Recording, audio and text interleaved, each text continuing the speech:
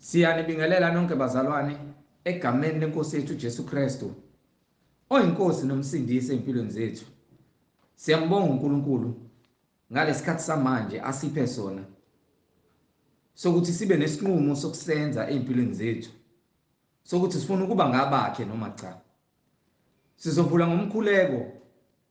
Baba, egameni lenkosi yethu Jesu Kristu, wena uyinkosi nomsindisi. Siyakubonga Nkosi uJesu. Sibonga isibani esikhanyayo umhlaba wonke. Sibonga izwi lakho Baba eliyisikhanya, elukukhanya, elingaphelelwa amandla, elimile kusukela emandulo kuze kube manje. Siyakubonga Nkosi uJesu. Sithi masilingcwelise igama lakho. Umbuso wakho Nkosi mawufike. Intando yakho ize yenziwe empilweni zethu. Sime esisekelweni, sime edwaleni lamadwala elinguKristu uJesu. Sihlale komoya ingcwele. Wena uhlale kithi, usihole. Sibe isizwe wena oyikhethele sona. Esihamba ngemiyalelo yakho nangeyimiso zakho. Baba, kulungise inhliziyo zethu. Usigcwalise ngothando sikwazi ukuthethelela bonke Baba abasicanulile. Sinqobe inhliziyo yethu. Sinqobe nemisebenzi yonke yesitha eza ngokukhohlisa izodukisa abantu bakhe emhlabeni. Kodwa sihlale esisekelweni esinguKristu Jesu oyinkosi nomsindisi. Ngaphandle kwakho Nkosi singenza kanjani? Singaphephelaphi? Siyakubonga ke Nkosi uJesu. Izwi lakho Baba lisazokhanya kuloyo naloyo nezindlebe omphila amandla ukuthi akwazi ukulizwa. Aphenduke Baba. Ahambe ngendlela euqonda neukuphila eyizwi lakho. Egameni lenkosi yethu Jesu Kristu. Manje kuze kube phakade. Amen. Ngizocela bazalwane nakubo bonke abantu abalalele egameni lenkosi yethu Jesu Kristu ukuba abantu bathatha amaBhayibheli akhona endlini. Ungabusabuza ukuthi ekabani. Thatha iBhayibheli ukuze uzoba nokuqonda ukuthi uNkulunkulu yini ayidingayo namhlanje empilweni zethu. Siyambonga uMoya Ongcwele ngaleli thuba esinalo. Angihambi ngedwa njengenjwayelo, ngihamba nomfowethu umhlengi. Over to you Nondaba. Amen. Amen. Siyabingelela bazalwane egameni lenkosi yethu Jesu Kristu oyinkosi nomsindisi. Amen. Siyabonga uNkulunkulu ngamandla akhe ukuthi asinike ukuphila ngomusa wakhe weqiniso kuze kube lesikhathi. Akubona ukuthanda kwethu kodwa ngamandla akhe ukuthi size sificwe yilesikhathi izwi lakhe lisifuna lisihlola ukuba yena wazi konke. Uthi ke ngezwi lakhe uyahlulela ngomusa wakhe uyabekezela. Amen. Ngeqiniso lakhe uletha ukukhanya. Siyambonga uNkulunkulu ngabaprofethi bakhe beqiniso ayibathumile. Sibonge uNkulunkulu ngabapostoli bakhe ayibabeke ngaphansi kwendodana yakhe uJesu Kristu ukuze babe ufakazi. Bathule ubufakazi ngoNkulunkulu ukuthi uNkulunkulu usilindile, usinikile umusa. Lo musa ulethile ngoJesu Kristu. Bafakaza ukuthi uJesu Kristu uyiyo indodana kaNkulunkulu aphinde abe uye uNkulunkulu ngokamoya. Namanje ke siyambonga uNkulunkulu ngokuba sikwazile ukuthi sigcine simtholile noma kungethina esimtholile yena usitholile ngokuba ukuthi uyabazi ngabakhe. Wathumela abapostoli bakhe ukuthi abahambe umhlaba wonke bashumayele ivangeli. Labo ongiphi incwadi kaMarko chapter 16 from verse 15. Labo abakholwayo bayakusindiswa bese belandelwa izimpawu ezithize ekuyizona ezifakazelayo ukuthi bona basindisiwe. Amen. Incwadi ngokukaMarko isahluko 16 verse 15. Wayesethi kubo, hambani niye ezweni lonke nishumayele ivangeli kukho konke okudaliweyo.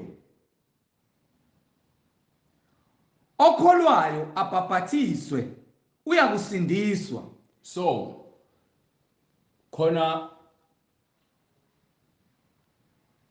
ukubhaphathiswa okuhlukene, khona ukubhaphathiswa kukamoya, moya ingcwele, khona ukubhaphathiswa ngokwamanzi. Lokhu ke akhuluma ngakho uJesu Kristu la ethi uma umuntu akholwa, njengoba ekhulumile noNikodemu ukuthi umuntu okholwayo fanele abhaphathiswe azale kwabusha ngokwamanzi nangokwamoya. Simelwe ukuzalwa kabusha ngokukamoya. So uma uJesu Kristu ethi abakholwayo kumele babhaphathiswe, yini enye futhi ayishoyo kufuneka yenzeke? Haleluya. Okholwayo abhaphathiswe uyakusindiswa, kepha ongakholwayo uyakulahlwa. So uma umuntu engakholwa ukuthi uJesu Kristu wafa wavuka, uma umuntu engakholwa ukuthi uJesu Kristu ungumsindisi, uma umuntu engafuni ukwenza imiyalelo kaJesu Kristu, nongafuni ukugcina amazwi uJesu Kristu awashiyile nabafundi bakhe ukuze basifundise thina ukuthi fanele siphile kanjani, lowo muntu uyakulahlwa. Angikhathali noma ngabe igospel uyidlala kusukela ekseni kuze kushona ilanga, noma ngabe wena ucula kangakanani igospel. Amen. Kodwa uma ungayenzi imiyalelo ebhalwe phansi, ukukholwa kwakho kufana nezidwedwe ezibolile, akunamsebenzi. Abantu abaningi bayathanda ukuthi babe bahle emehlweni abo ngokuthi bayakholwa ngoba bedlala igospel, beposta kuma status abo abafundisi abashumela ngo-organ, bedlala o-organ ngemuva bememeza into engekho benikhohlisa. Ingakho ningasazi isiphiwo sikamoya ingcwele. Abanye bathi bakhuluma ngezilimi kodwa izilimi zabo bayazifaka, bayazenzisa, bangabazenzisi ngoba khona incwadi yaseKorinte akhuluma ngayo umpostoli Paul yokuqala, ngithi incwadi yokuKorinte yokuqala, incwadi yokuKorinte yokuqala verse 13, chapter 11 verse 13. Incwadi mengeyona ekuzobe yesibili. Incwadi yokuqala kwabaseKorinte isahluko 11 verse 13. Ohambe kule yesibili, chapter 11 verse 13. Gijim. So akuthusi ukubona abantu kulamasonto ama-fake bekhuluma ngezilimi, ngokuba umpostoli Paul usho kube kusobala umfundele lapha. Incwadi yesibili kwabaseKorinte isahluko 11 verse 13. Yes sir. Ngokuba abanjalo bangabapostoli bamanga. So khona abantu abazibiza ngabapostoli, omunye ushade nodadewethu, ngengibona ama-video abo ku WhatsApp, udadewethu ozalwa ubaba komunye umama ushade nendoda ezibiza ngumfundisi. Yena uzibiza ngoma umfundisi uthi ungumpostoli, umama umpostoli. Yes Lord. Umpostoli uzi nompostoli angazi ubani lo silesa, angimazi kahle usibari. So lento le yokuthi bayakholwa, ngengibone futhi nama video khona lapho udadewethu lo ozalwa ubaba komunye umama uyashumayela, bayaposta, bayashumayela. Bonke labo bantu abenza lezo zinto, angikhathali uma ngabe wakithi ngisazombuza futhi ngenze sure ukuthi ngimsendele nale voice nale message le ngishumayela ngayo khona uzokwazi ukuthi le nto ayenzayo ukuphula umthetho, ngokuba iBhayibheli likusho kusobala ukuthi umuntu wesifazane esontweni kufuneka athule. Yes Lord. Ngokuba abanjalo bangabapostoli bamanga. Ngokuba uthi umpostoli yena lo muntu wesifazane wakithi nendoda yakhe uthi umpostoli ukuthi bona bambonile uNkulunkulu bobabili bambonile uJesu Kristu bathi uJesu Kristu. Ngoba akekho umuntu ongavela ziqamba athi umpostoli. Noma kuthiwa ngishumela kanjani igospel anginandaba nokuba umpostoli akubalekile lokho ukuthi ngini. Into ebalekile yizwi ekumele silishumayele ukuze ke abantu baphenduke ezonweni zabo. So uma umuntu ezozibiza ngompostoli aphinda phambane nento ebhalwe eBhayibhelini izisebenzi ezikhohlisayo. So nabasebenzi bakaSathane kumele nazi ukuthi nabo beza bayalazi iBhayibheli. Belazi iBhayibheli bashumayela kubantu abangalazi iBhayibheli and abahlali eBhayibhelini bakhuluma istory ngoJesu Kristu ukuze benze abantu babe nalo excitement nalo njabulo ukuthi uJesu Kristu nabo ngaloso sikhathi bakhulume ngezinto eziningi ezingenamsebenzi. Izisebenzi ezikhohlisayo beziguqula abapostoli bakaKristu. You understand? Amen. Bekela ukuthi repent kodwa bakela ukuthi repent ekutheni yini lo repent akuyona. You understand? Mase umbuzo ukuthi yini le kumele ngirepent kuyona angeke azakutshele naye ngoba akazi kodwa ke ngoba le gama likhona eBhayibhelini uzokutshela lokho. Ngokuba wena ufuna ukuthi uzwe nawe ngazi ukuthi uyingxenye yasesontweni uzobona ngathi sikhona isidingo sokurepenta uzizwe ngazi ukuthi kunomoya okhona kuwena umoya wenkohliso njengoba isho incwadi nabapostoli bamanga bakaSathane izingelosi ezikhohlisayo. Ingilosi ezikhohlisayo angisho ayibona incwadi yaseKorinte futhi ikhulumile yathi anazi ukuthi abalungileyo bayowahlulela izwe. Umsebenzi wabantu abashumayela igospel ukwahlulela izwe. Do you understand?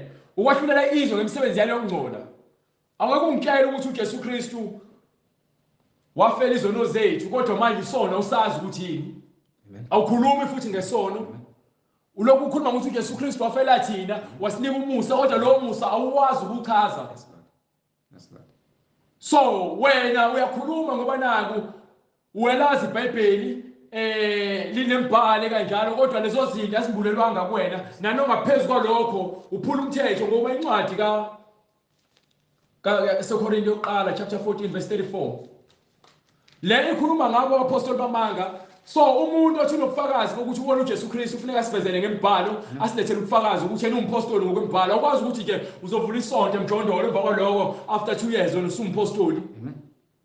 Incwadi yokuqala kwabaseKorinte isahluko 14 akekho umpostoli othandwa abantu. Akekho umpostoli okhuluma ngokuthi ke uNkulunkulu uzokubusisa ngomsebenzi nangemali. Yes Lord. Incwadi yokuqala kwaba akekho umpostoli ozoba nomfazi othi uzibiza ngompostoli. Yes Lord. Akekho umpostoli ozoba nomfazi oshumayelayo. Uma umpostoli kaNkulunkulu lo muntu ehamba ngomthetho fanele azi ukuthi uNkulunkulu uthini ngale kwalokho akavale lesonto labo abalivulile ngoba yini isonto labakhohlisi basebenzela uSathane benza izinto zobumnyama lezi zinto abazenzayo bazocabanga ukuthi nginomona anginawo umona ngikhuluma into eBhayibhelini lithi iBhayibheli ke incwadi yaseKorinte yokuqala chapter 14 verse 34. Amen. Abesifazane mabathule emabandleni. Ubani othe umsifazane oshumayela ngoJesu Kristu othe umsifazane okhona kuJesu Kristu akashumayele ebandleni kubhalwe phi lokho? Abesifazane mabathule emabandleni. So sifuna ukwazi ukuthi nina njengoba nikuma pulpit nithi nishumela ngoJesu Kristu kodwa ke niphula umthetho weBhayibheli kaMoya oNgcwele awunikile abaprofeti bakhe nabapostoli bakhe ukuthi bashiye nawo ukuze kube yigugu kuthina sikwazi ukuthi ke sithole ifa lombuso kaNkulunkulu. Sizokwazi kanjani ukuthola ifa lombuso kaNkulunkulu uma sifundiswa abantu abaRome befundisa ngento errong ngokuba izinto eziphambene nentando kaNkulunkulu ngokuba kabavunyelwe ukuba bakhulume. Umuntu wesifazane akavunyelwe ukuthi akhulume esontweni kubhalwe kanjalo xa ufundela uqhubeke. Abesifazane mabathule emabandleni. So uma khona iscripture noma incwadi eBhayibhelini ethi ke wona umuntu wesifazane eshumayele phambili la lisho umpostoli Paul la sifuna usivezele leso scripture leso kuphela. Incwadi yokuqala kwabaseKorinte isahluko 14 nani verse lina abantu 34. besifazane impostayo abantu besifazane abanye beshumayela kuthiwa bayaworshipha beshumayela bekhuluma ngoJesu Kristu labo bantu labo bangamaxoki bangamamenemene bangabazenzisi bagcwele umoya wenkanuko zenhliziyo zabo umuntu wesifazane ohamba esikoleni wahamba ofundela ukushumayela wafaka iziqu wagqoka ijazi lowo ufundiswe usathane ukuze aphule umthetho kaNkulunkulu. Yes, Lord. So akekho umuntu wesifazane ozoma phambi kwepulpit noma emva kwepulpit athi uyashumayela ngoJesu Kristu. Amen. Ngokuba incwadi itheni? Abesifazane mabathule emabandleni. So wena ke umuntu wesilisa othi noma umfundisi noma umbishopi noma unkosikazi wakho umpostoli sikhombise eBhayibhelini ekuthiwa khona ke uJesu Kristu wathumela abantu besifazane ukuthi abahambe boshumayela noma wakhetha abantu besifazane wathi ke ubakhetha njengabapostoli.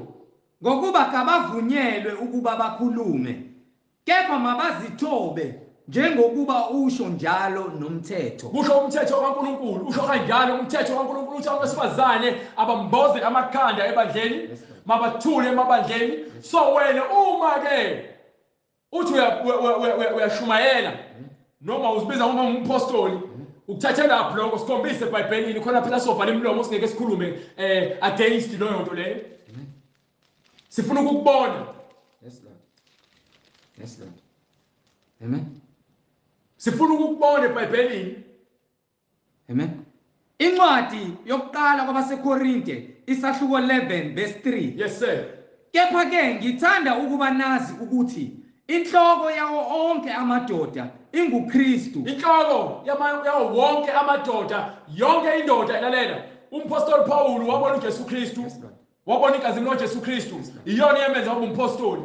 Abanye abapostoli oPetru kanye no Barnabas no James kanye nabo bonke no Andrew bonke labo babe ofakazi ababe naye uJesu Kristu no John nenhloko kaKristu. So babaliwe ngamagama bonke abapostoli. Amen. Babaliwe ngamagama bonke abapostoli kuncwadi yezenzo babaliwe amagama abapostoli chapter 2 chapter 1 ngesikhathi sebebuyela phezulu sebebuya entabeni kokhaphela uJesu Kristu ekhushulele ezulwini babuya bahlangana bonke babalwa ngamagama babekhona babe u11 kwasefile uJudas Iscariot. Amen. Hallelujah. So manje ke bese lithi ke khona abapostoli besifazane abazibiza ngabapostoli ukuthathela lapho lokho sifuna ukubona ngokweBhayibheli kuphela. You understand? Chapter 1 wabalontuzana verse 14. Hallelujah. Yes sir. Incwadi izenzo zabapostoli isahluko sokuqala. No hlehla ngifuna uqala phaya ku verse 13. Yes, verse 13. Yes sir. Amen. Incwadi izenzo zabapostoli isahluko sokuqala verse 13. Yebo. Kwathi sebengenile benyukela ekamelweni eliphezulu. Yes sir. Lapho babehlala khona oPetru noJohane noJakobe Imake uPetru uJohane uJakobe noAndrea 4 noPhilip noThomas 6 noBartholomew 7 noMateyu 8 noJakobe kaAlfeu 9 noSimon umzelothi 10 noJuda kaJakobe 11 ogcina lowo ngoba uJudas Iscariot usezibulele abantu besilisa bonke laba babalwe lana bonke laba baqinisela nganhliziyonye ekukhulekeni bonke laba kanye nabesifazana chonke abesifazana kwabo apostoli noMaria unina kaJesu noMaria unina kaJesu chonke uthiwa impostoli nabafowabo kubaliwe abapostoli ngamagama. Amen. Baphelele kwathiwa bonke laba baqinise ekukhulekeni. Amen. Wazikhethela uJesu Kristu abapostoli abawu12 emva kwalokho kwincwadi yezenzo chapter 9 lekhona evimba khona ulontuzana umpostoli Paul eUsawuli igama lakhe ngososikhathi eyobulala abantu abakholwa kuKristu eyozingela engumzingeli wabantu ababulala uKristu. Amen. Incwadi izenzo isahluko 9 verse 1. Kepha uSawuli esafutha ngokusongela ukubulala abafundi benkosi. uSawuli wayethunywe abafundisi abakhulu ababephethe umthetho kaMoses ukuthi abazingele abantu abashumayela ivangeli kaJesu Kristu. So akukhulunywa futhi ukuthi ke babeshumayela ngokuthi uJesu Kristu ufuna imali zenu ukuze animusise. Amen. Waya kumpristi omkhulu wacela kuye izincwadi zokuya eDamaseko emasinagogeni kuze kuthi uma efumana abantu baleyo ndlela abesilisa nabesifazane abayise eJerusalem beboshiwe. Yes sir. Kepha ekuhambeni kwakhe esesondele eDamaseko kwabaneka masinyane. So ngesikhathi esethunywe sehamba esondele eDamaseko kwase kwehla umbani umshaya emehlweni wamvala amehlo wawaphansi wasekwenzakalani. Kwabaneka masinyane nxa zonke ukukhanya okwavela ezulwini wawa phansi emhlabathini wezwa izwi lithi kuye. Wezwa izwi lithi kuni lithini kuyena? Saul, Saul, ungizingelelani na? Uzwa izwi liqhamuka ezulwini lithi kuyena ke Saul, Saul, ungizingelelani na? Kulukhuni kuwe ukukhahlela ezinkandini. Yes sir. Wayesethi ungubani inkosi? Wayesebuza ukuthi wena ungubani inkosi? Yathi mina nginguJesu omzingela wena. Do you understand? Now uJesu Kristu uyazibonakalisa kuSaul. Azange azibonakalisa noma oyedwa umuntu wesifazane. So lento yakho ukuzibiza ngompostoli umuntu wesifazane iyeke ngoba ngaloko lokho uzilethela amalahle ekhanda uzimbela umgodi ukuthi wena uyasihogweni kanye naye umkhwenyana wakho lenqambela abantu amanga naye. Lento eniyenzayo ayilungile ayifunakali ngokuba ke nina ningabaprofeti bamanga ningabaprofeti benkohliso nebandla lenu igama lalo alikho eBhayibhelini bathi ithe burning throne of fire, burning something like enjalo ayikho into enjalo eBhayibhelini.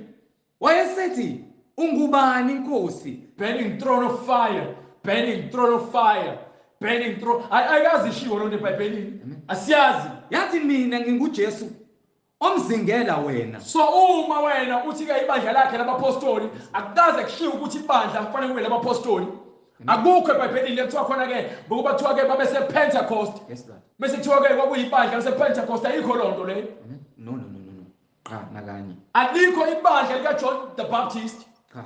Alikho ibandla likaShembe. Siyanikhuza siyantshela nje ukuthi lezi zinto enzenzayo ziphambene nokulunga. Amen. Kodwa nina ngoba nenkani nifuna ukwenza inkanuko zenu nifakazela le ncwadi yaseKorinte le ethi ke nazi ingelosi zikaSathane zenza lemkhuba le zigcwalisa inkanuko zabo. Incwadi yesibili chapter 13 chapter 11 verse 13 ngokuba abanjalo bangabapostoli bamanga labo baloko behamba befafaza ukuba ngabapostoli bebengashumayeli fune gospel ebhalwe phansi ukuthi abantu baphenduke ezonweni zabo bengabhabhathisa abantu egameni likaJesu Kristu beloko bethi abantu baphakamisa izandla bavuma inkosi uJesu Kristu njengomsindisi abafazi bakhona bamapulpit bamemlomo opendiwe nenzipho zabo ezipendiwe kanye namakhanda abo ufakile zokufakelwa bagqoka inkethe emfishane benza yonke into ephambene abanye bagqoka amabhuluku esontweni baqede bayothi ke bakhuluma noJesu Kristu nina nibona beJesu Kristu nina izisebenzi ezikhohlisayo nina lisebenzi ezikhohlisayo njengoba uJesu Kristu before afe washo kwincwadi kaMathewu wathi ke kuyoza abaprofeti abaningi emva kwami bamanga. Amen. Beziguqula abapostoli bakaKristu. Bezenzani? Beziguqula abapostoli bakaKristu. Nina anibona abapostoli bakaKristu likhohlakani umprofeti uShembe. Amen. Akumangalisi uPope lo waseRoman Catholic Church. Yes, abafundisi bamaPentecost. Amen. Abafundisi bamaBaptist. Yes. Abafundisi bamaMethodist. Abafundisi bamaLutheran. Amen. Yonke lonto le mfishi ayikho eBhayibhelini. So awukwazi ukuqamba nina nithwasa umthwalo umuntu owayephethe igospel eshumayela ivangeli ethula ubufakazi akashongo noyedwa omunye walabafundi nomunye walabapostoli ukuthi ke akoqanjwa igama noma akekho oqamba igama lebandla lakhe ngokuthi yena ke ibandla lakhe ezothiwa ke Petrus Church. No. Cha nakanye. Noma Petru ministry. Ayikho lonto leyo. Lonke ivangeli isikhomba Jesu Kristu. Ivangeli lokuphenduka. Amen. You understand? Akumangalisi ngokuba uSathane uqobo uziguqula ingelosi yokukhanya. So abantu abaningi baholwa izisebenzi zikaSathane. Angikhathanga noma ungangizona noma unganyanya noma ungangiziba kodwa elazi iqiniso ukuthi lento yenzayo ayikho eBhayibhelini. You understand? Ngokuba wena wenza inkanuko yakho wona uSathane ngokuba nisebenza abantu nihima zabantu ngamanga lokho enzenza abantu abakholwayo. Ngakho lithi abantu bayangizonda abanyanya nibe nezikhohlakala. uNkulunkulu vele uzoniveza ukuthi nina angibona bakhe ngokuba uzobaletha abantu abakhuluma ivangeli langempela. Amen. ngakho akuyinto enkulu. So akusithusi ukuthi khona abaprofeti bamanga, akusithusi ukuthi khona ke abapostoli bamanga. Ngokuba ke umuntu angayiyona into athanda ukuzibiza ngayo. You understand? Uma nezikhonzi zakhe ziziguqula izikhonzi zokulunga. Uma ke lezi zikhonzi zakhe ziziguqula ini? Izikhonzi zokulunga. Niyaziguqula izikhonzi zokulunga nikholwa ngokweqiniso ukuba uma ukholwa ngokweqiniso uzokwenza lokho okubhalwe phansi eBhayibhelini, uzovala umlomo wakho esontweni, uhlale phansi uye kuma phambi kwepulpit nomlomo obomvu opendiwe lokho ngirepresenta izifebe nomfundisi wenu ezonikhohlisa la ekhuluma into engekho. Amen. Ngakho akuyinto enkulu uma nezikhonzi zakhe ziziguqula izikhonzi zokulunga. Ezikuphela kwazo kuyakuba njengokwemisebenzi yazo. So njengokusebenza kwenu into engathunywanga yona. Hallelujah. Ingakho esho incwadi ukuthi ke nokuphela kwenu kunjengemisebenzi yenu yokukhohlakala leniyenza emhlabeni. Yes, Lord. Isiphetho senu ukuthi nani nishe esihogweni. Amen. Amen. Nesilo uma ngingafuna ukuphenduka ukuba ayikho neyodwa incwadi evumela ukuthi umuntu azibize ngompostoli engazange azambona uJesu Kristu. Amen. Amen. Alikho ibandla labapostoli futhi ke bekuyibandla labapostoli bonke babona uJesu Kristu. Sicela ukufakazi. Amen. Wayifu ifebe nedakwa nabantu ababhema ugwayi namasela nabantu abaqamba amanga nabaphingi. Nifebe khona esontweni nilalana ningashadile esontweni. Nipende inzipho abantu besifazane, nifuyitha abantu esontweni, sineyikhundla esontweni ekhwayeni. Amen. Amen. Nithi ibandla likaKristu, alibali ibandla likaKristu lelo. Hallelujah. Nina nje niqukethe uqaba labantu abadukile. Amen. Abafuna ukwenza intando yabo ukuba uma kuKristu uzokwenza into ebhalwe phansi eBhayibhelini ngokuba yini ke sitsheliwe ukuthi ke sigcine imiyalo. Amen. Ngikhuluma izilimi zakho zokuzenzisa. Ngokuba ke incwadi yaJohane incwadi yaMarku chapter 15 verse 16 sifuna ukubheka ukuthi abantu abakholwayo bayokwenziwa njani. 16:15. Hallelujah.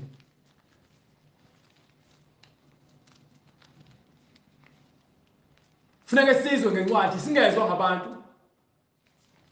Incwadi kaMarku isahluko 16. Isahluko 16 verse 15. Hallelujah.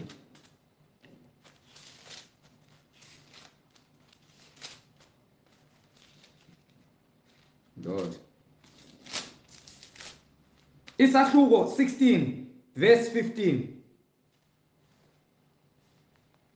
Wayesethi kubo, hambani niye ezweni lonke. uJesu Kristu wakhuluma nabaprofeti nabapostoli bakhe wathi abahambe bagcwala umhlaba wonke. Nishumayele ivangeli kukho konke okudaliweyo. So ivangeli kufanele lishunywe abapostoli nabantu abangabaprofeti nabantu abangamavangeli nabantu abangabafundisi Okholwayo nabapostoli. Okholwayo Umuntu okholwa yinto ebhalwe phansi nento ebufakazi elethiwe abapostoli. Okholwayo abhaphathiswe. Fanele abhaphathiswe. Uyakusindiswa. So njengoba lapho kwipulpit wena lithi iBhayibheli umuntu okholwayo ufuna abhaphathiswe awubhaphathisiwe umi phambi kwepulpit ushumayela into engekho. Amen. Yini oyenzayo enza ngendlela wena. Bonke okwenzayo kuphambene. Uphakamisa abantu izandla bavuma izono zabo. Nenza ni celebrate amaphasika, ni celebrate uChristmas. Kepha umimpumputhe hola impumputhe. Hallelujah. Yini ingoba yini ke anifuni ukwenza into ahambe kwincwadi yaMathewu chapter 15 from verse 7.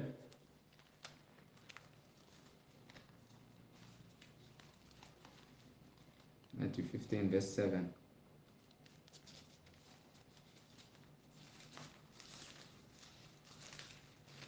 Hallelujah. Incwadi ngokukaMathewu isahluko 15 verse 7. Bazenzisi. Nina ningabazenzisi. Waprofeta kahle ngani? uIsaya wakhuluma kahle ngani kudala ku-Old Testament.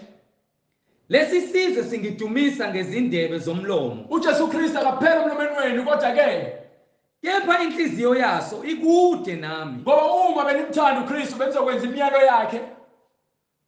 Ubungeke uthi ke lokho kwabhalwa umpostoli Paul kwabhalwa uTimothy ngokuba bonke bahola umoya engcwele. Kodwa bangikhonza ngeze. Nina nimkhonza ngeze ngoba niyenza intando yakhe. Befundisa izifundiso eziyimiyalo yabantu. Bafundisa izinto ezimiyalo yabantu, hayi imiyalo kaNkulunkulu. Thina sifuna ukulandela into ebhalwe phansi eBhayibhelini, hayi into eshiwo umuntu. Akukho leBhayibhelini kwathiwa khona uJezebheli kuthiwa wayisifebe, uJezebheli wayisifebe owaney'nwele ezazilukiwe wapenda ubuso bakhe. So uzothi wena uyakholwa esontweni, uzibiza ngomama umpostoli, kodwa-ke manje upenda ubuso, ufaka i-makeup, ulukile iy'nwele zakho zizokufakelwa, uphinde futhi emva kwaloko wazofaka izipho ey'bomvu. Amen. Wayesebabiza abantu wathi kubo, yizwani niqonde. So fanele nizwe niqonde into ebhalwe phansi, emva kwaloko wathini? Yes, Lord. Akusikho ukungena emlonyeni okungcolisa umuntu, Akubona ukudla okwenza umuntu angcole, kepha ukuphuma emlonyeni kodwa lezi zinto ezinenhliziyweni zenu izona lezi eziphuma ngomlomo ezokungcola. lokhu kungcolisa umuntu. Ikona lokungcolisa abantu, imicabango nemidlinzo. Ingakho incwadi ithi-ke ingqondo ithola isono engazi ukuthi ikhulelwe. Bese emva kwaloko bese wenza isono, soyazala isono, sowufile ufele esonweni. Qhubeka nale ncwadi. Hallelujah. 15:8. 15:8. Hallelujah. Verse 12. Verse 11. Akusikho okungena emlonyeni okungcolisa umuntu, kepha ukuphuma emlonyeni lokhu kungcolisa umuntu. Khona kwase kusondela abafundi bakhe, bathi kuye, uyazi ukuthi abaFarisi bathe bezwa lelo zwi bakhubeka na? Kepha waphendula wathi, yileso naleso sithombo esingatshalwanga ngubaba wasezulwini. Nina anithunyiwe uJesu Kristu, nina anithunyiwe ulizwi, nina zizenzela intando yenu. So ngokuba-ke lento engishoyo izokucasula, kodwa-ke uzohamba uyibheka imibhalo ukuthi ayikho njalo, ngokuba-ke konke esikhulumayo kuseBhayibhelini. Wathini? Yileso naleso sithombo esingatshalwanga ngubaba wasezulwini siyakusishulwa. Bayekeni bangabaholi abayizimpumputhe, kepha nxa impumputhe ihola impumputhe ziyakuyela emgodini zombili. Nina nimpumputhe, nihola abantu abayimpumputhe. Ngokuba-ke uma ngempela nina nishumayela igospel yeqiniso, nishumayela igospel yokuphenduka, ukuthi abantu bayeke ukuba yifebe, bayeke abantu besifazane bangashumayeli esontweni, abantu esontweni bafake imshuqulo, abantu besifazane bathule bashicwaka esontweni. Ngokuba-ke niyazinengela kubantu nifuna ukubangela emaphaketheni, ingakho nishaye ngathi nishumayela ngoJesu Kristu. Nihola impumputhe, nani nimpumputhe. Ngalokho-ke niyakusishula, nifake emlilweni, nishe ngalamanga enu. You understand? Buyela ngale ncwadi le yaMarku chapter 16 verse 15. Ngifuna uqhubeke lapha ku-16. Hallelujah. Incwadi ngokaMarku isahluko 16 verse 15 mazalwane. Hallelujah.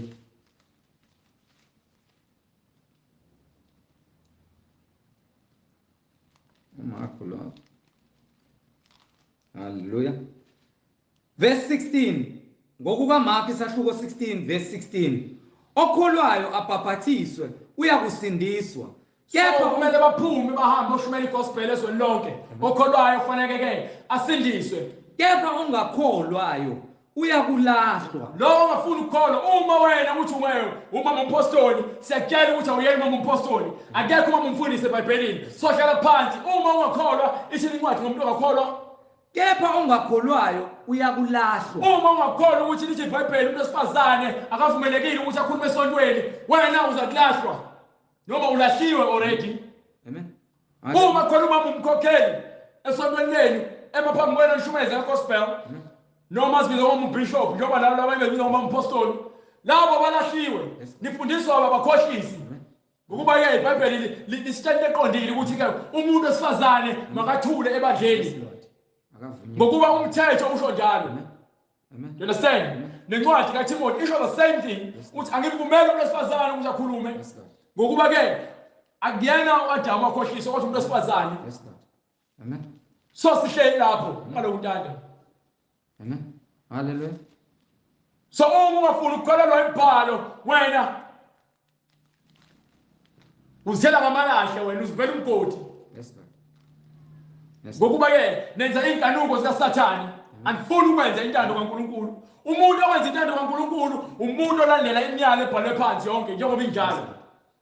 Lokho kuthiwa sikwenze thina abantu abakholwayo sokwenza njengoba uJesu Kristu esitshelile ekushiyela abapostoli bakhe. Akekho umpostoli esomthatha kancane sithi lokho kwabhalwa umpostoli wa methiwa lo mpostoli uphona incwadi hambe kwincwadi yena luzana ya Timothy chapter 2 verse chapter 2 incwadi yesibili chapter 2 verse 3 verse chapter 3 16 Timothy oqala 2 Timothy 3:16 Timothy 3:16 hallelujah.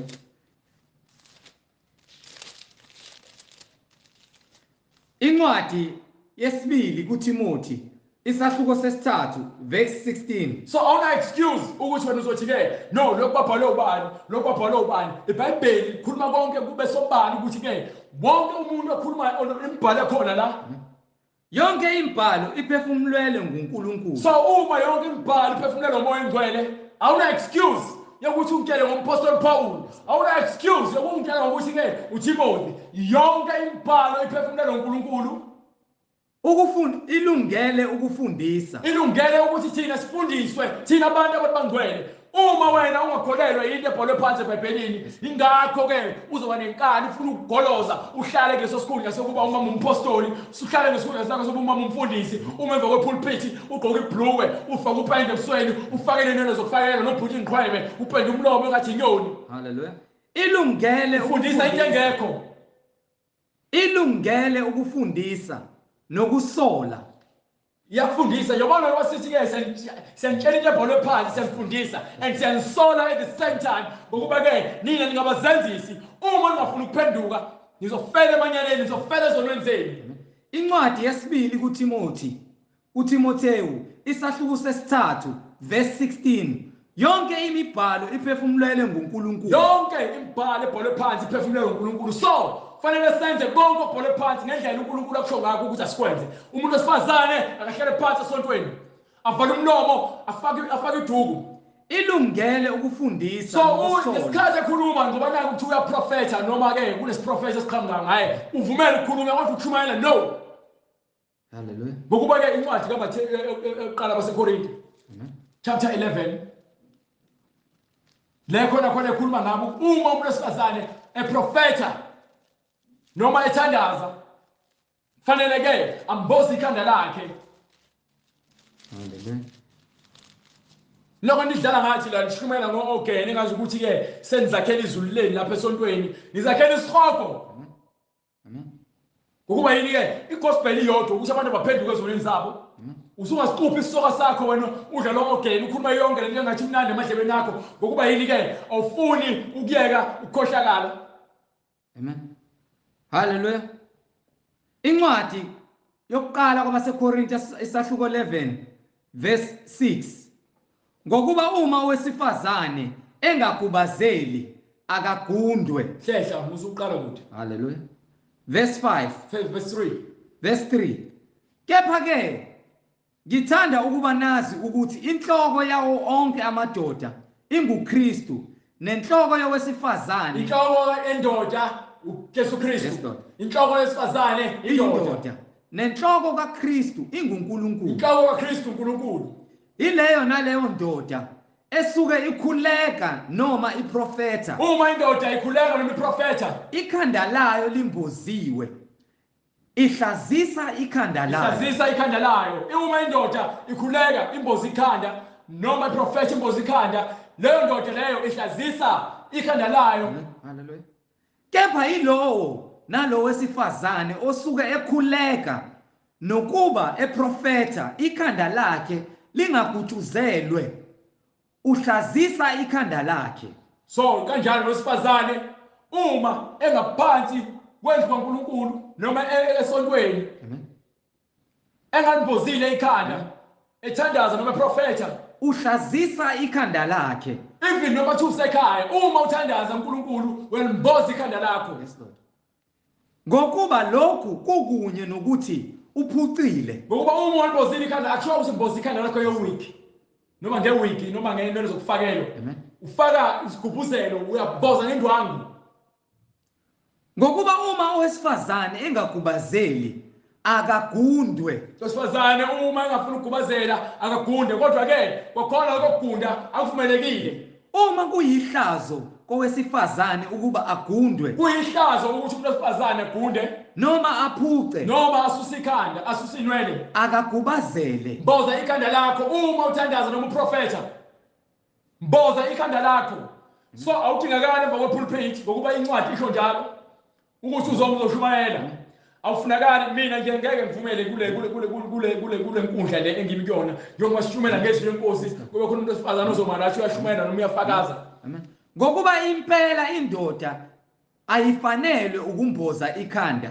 Umuntu wesilisa akavumelekile Lokhu ukuthi ke amboza ikhanda ngoba uyini ke? lokhu ingumfanekiso nodumo likaNkulunkulu. Amen. Kepha owesifazane uludumo lwendoda. Owesifazane udumo lwendoda. Lalela phindela ngale incwadi kaMark chapter 16 verse 16. Hallelujah. Okholwayo apapathiswe uyakusindiswa. So uma wena ukholwa into ebhole phansi eBhayibhelini fanele ubaphathiswe egameni likaJesu Kristu uyobe sewusindiswa. Kodwa uma ungakholwa into ebhole phansi uzoqhubeka wena wenze ukukhohlakala kwakho mase ke uyalahlwa. Kepha ongakholwayo uyakulahlwa. Wena ungafuni ukukholwa izwi negospel kaJesu Kristu ulahliwe. Do you understand? Hallelujah. Yini engezokwenzeka? Lezi zibonakaliso Nazi izinto ezilandelayo, izibonakaliso nezimpawu ezilandela abantu abakholwa ngokweqiniso.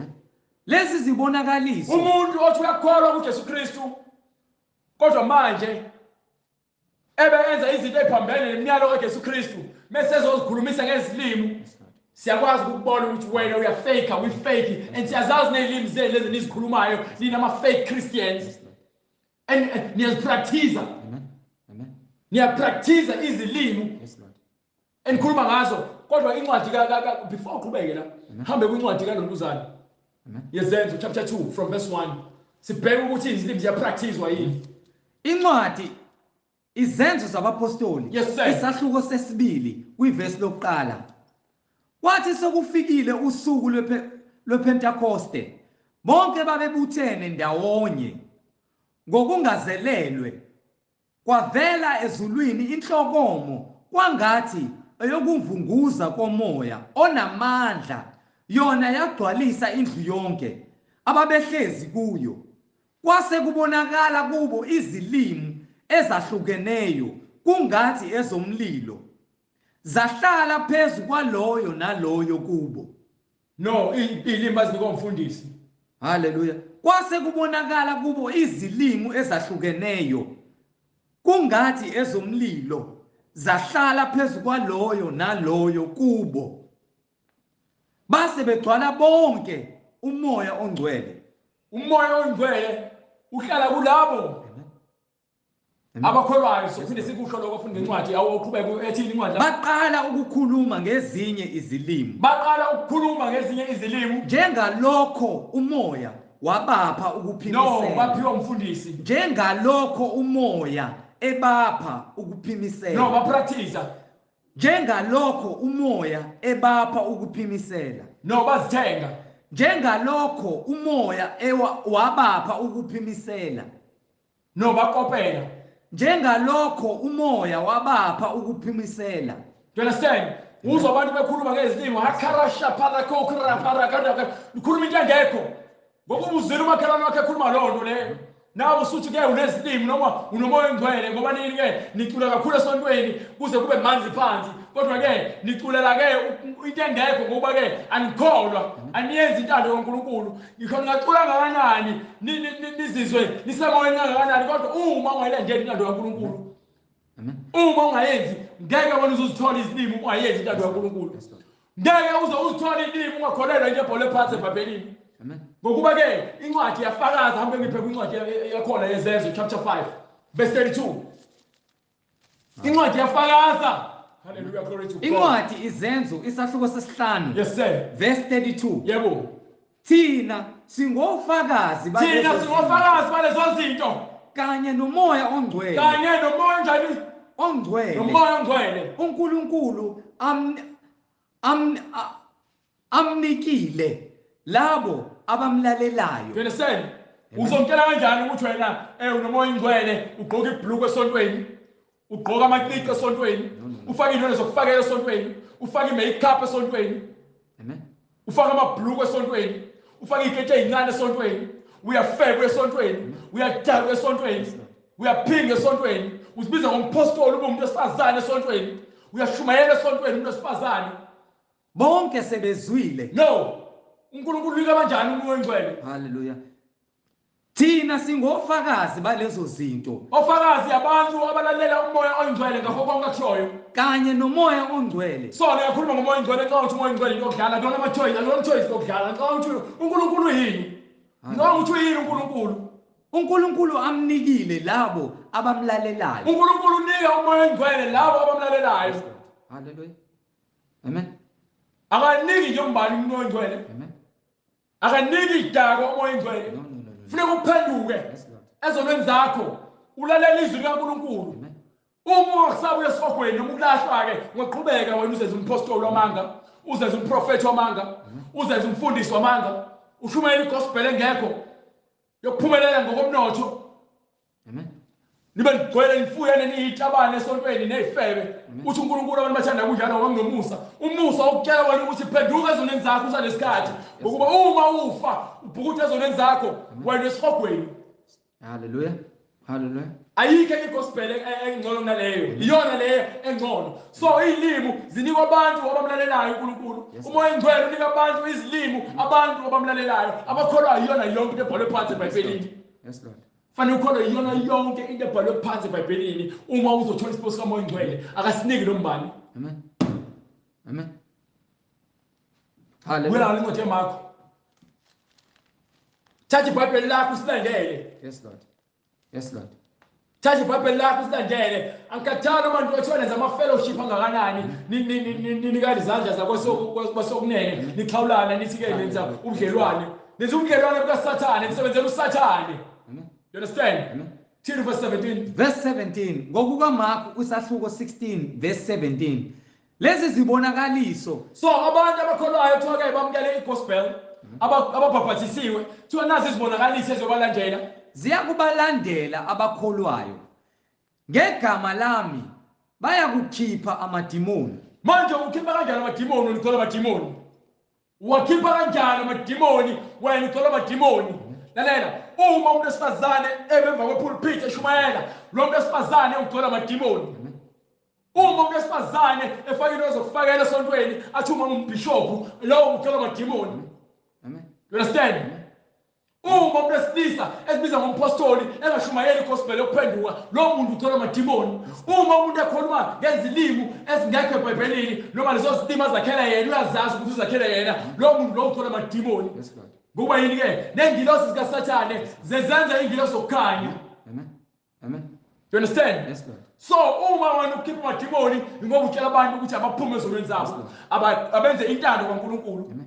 Bashumayela bayeke ukufeba ngokuba-ke uma befeba ngeke baze baluke ifa lombuso kaNkulunkulu bayeke ukudaka utshwala ngokuba-ke uma bedaka utshwala ngeke baze balibone ifa lombuso kaNkulunkulu bayeke ukuphinga ngokuba-ke uma bephinga ngeke baze balibone ifa lombuso kaNkulunkulu bayeke ukuba nabafazi ngababili ngokuba uma umuntu enabafazi ababili ngeke aze alibone ifa lombuso kaNkulunkulu ayeke ukushada divorce ashade enye indoda yakhe engisaphila ngoba lo wenza njalo wenza isono ngeke aze alibone ifa lombuso kaNkulunkulu lo ohlabela amadlozi mtshela ukuthi ayeke ukuhlabela amadimoni namadlozi ngokuba-ke ngeke aze alibone ifa lombuso kaNkulunkulu understand umuntu okholwa uNkulunkulu obathathu Trinity mtshela ukuthi akayikho loo nto leyo ngokuba uNkulunkulu munye faneke-ke eze ekuphendukeni ngokuba uma engaphenduki ngeke aze alibone ifa lombuso kaNkulunkulu izangoma uma zingaphenduki nazo ngeke zize zilibone ifa lombuso kaNkulunkulu umuntu othakathayo uma engafuni ukuya ukuthakatha ngeke aze alibone ifa lombuso kaNkulunkulu understand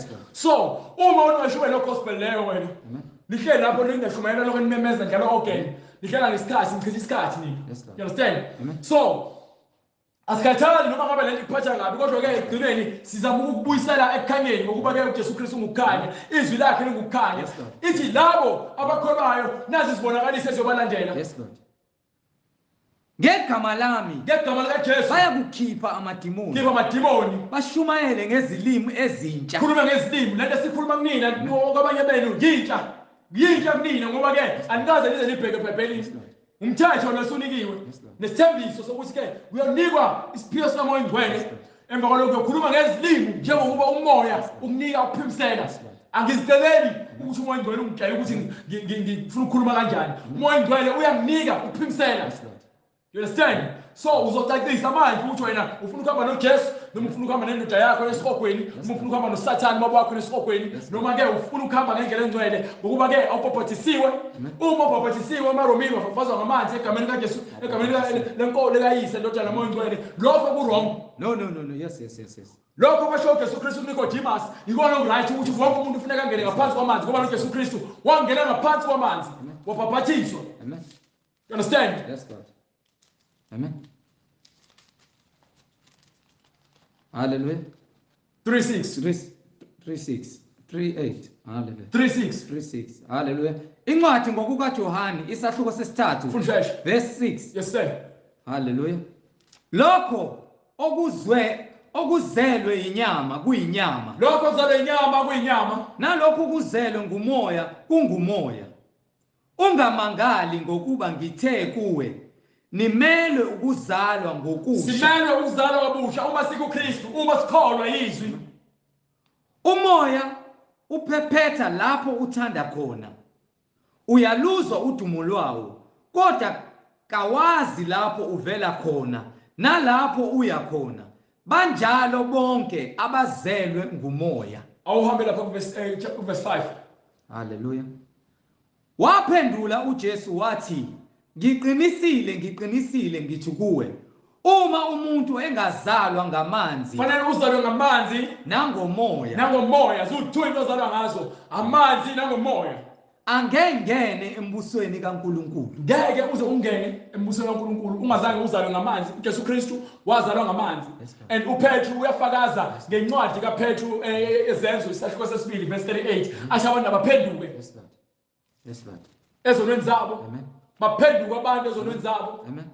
Bapaphathiswe egameni likaJesu Kristu. Yes Lord. Ilona gama lokupaphathisa noma egameni lenkosi uJesu. Yes Lord. Ngaphansi kwamanzi. Amen. Uma uyishumayela egospel ngisho baphathisa abantu ngaphansi kwamanzi kodwa ke bengaphendukanga ngokomoya abazelwe ngokomoya. Nidla nomacashelana nabaphathisa ngaphansi kwamanzi ngenxa ukuthi ngifuna ukugcina icala. Abakokholwa labo bantu. Ngoba umuntu uma ekholwa uzosaba isono. Uma ekholwa uzosaba bonke okubi ongahambisani nezwi kaNkulunkulu. Mesabe uJehova. You understand? Ugcine imiyalelo yakhe ngokuba lokhu kungokwabantu bonke. Hallelujah. So thatha isinqumo manje. Amen. Yonke lento eniyenzayo njalo masidozi njalo macashelana angakakholwa. No. Angakakholwa. Nakanye. Kufuneka niphenduke ezonweni zenu. Yes Lord. Nihambe ngemfundiso. Amen. kaJesu Kristu ayishela nama-apostoli. Indlela neqiniso nokukhanya. You understand? So uma ufuna ukuhamba ekhanyeni wena uzolandela imfundiso kaJesu Kristu njengoba injalo ngeke uze uyifune ukuyimixa. Thatha ukuphila manje. Uma uzazi ukuthi ke ushade kwesibili uzoyishiya leyo ndoda leyo. Yes Lord. Uma uzazi ukuthi le ndoda ohleli nayo ngibhikile nishadile uzoyishiya leyo ndoda ngoba yini manje ufuna ukusindiswa wena. Uyele ekhaya. Hallelujah. You understand? Amen. Incwadi yaseRoma chapter 7:2.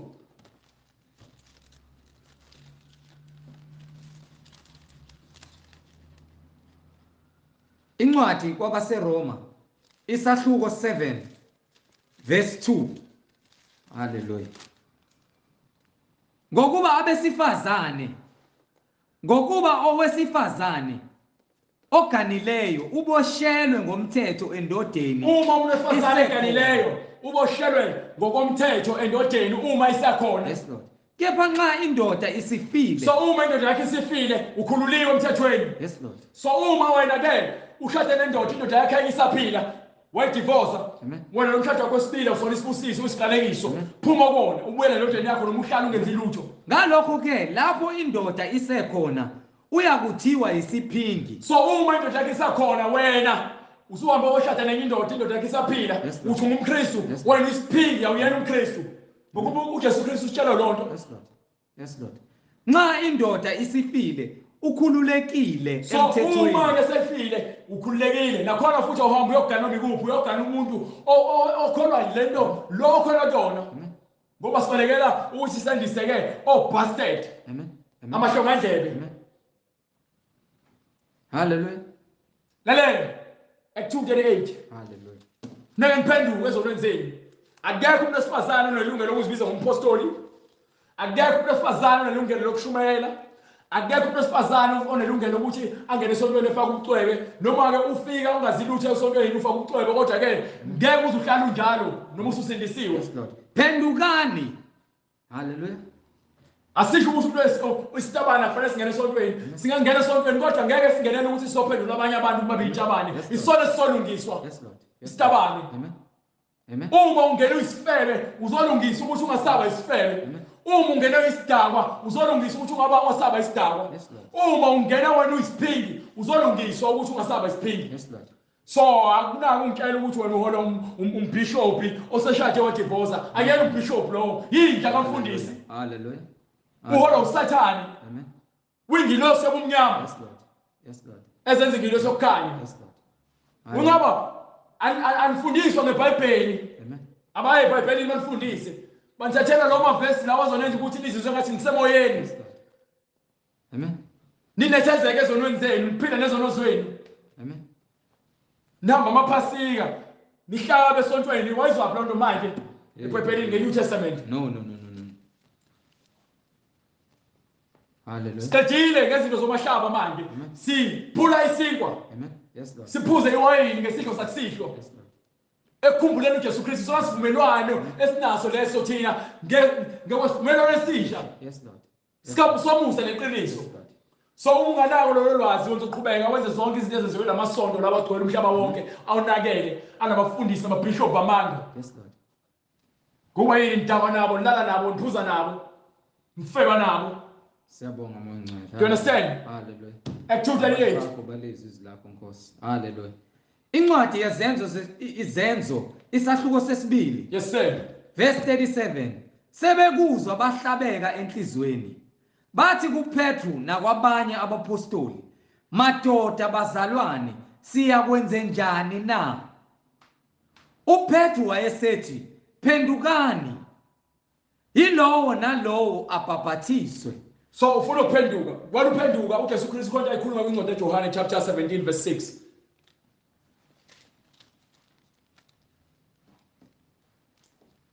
Johane 17 verse 6. Hallelujah. Sifuna ukukhombisa ukuthi ke angabaka Kristu bamkela izwi. Amen. Incwadi ngokuka Johane. Yes sir. Isahluko 17 verse 6. Ngibonakalisile igama lakho kubantu ongiphe bona.